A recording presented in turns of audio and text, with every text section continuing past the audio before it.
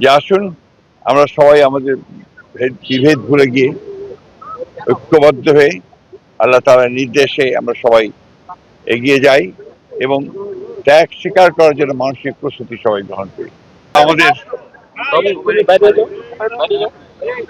ত্যাগ এবং তিতিক্ষার অপূর্ব নিদর্শন আমাদের হযরত ইব্রাহিম রেখেছিলেন।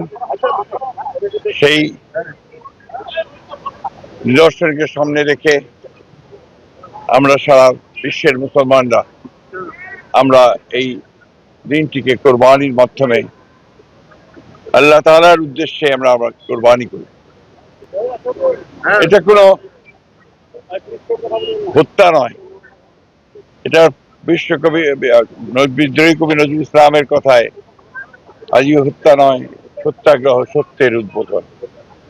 আমরা আমাদের যত কলুষিত আছে মনের মধ্যে আমরা সমাজে সেগুলোকে বাদ দিয়ে এই কোরবানির মধ্যে দিয়ে আমরা সেটাকে পবিত্র করতে চাই এবং সেটাকে আমরা একটা এই আল্লাহ তাআলার নির্দেশে এই কোরবানি আমরা পালন করি।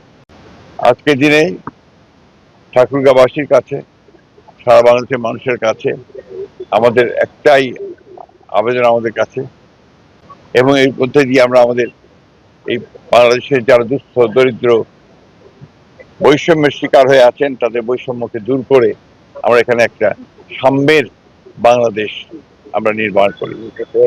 আল্লাহ তাআলার কাছে আমাদের এই দোয়া যে আল্লাহ তাআলা আমাদেরকে যেন তৌফিক দেন আমরা সেই কাজগুলো করতে পারি।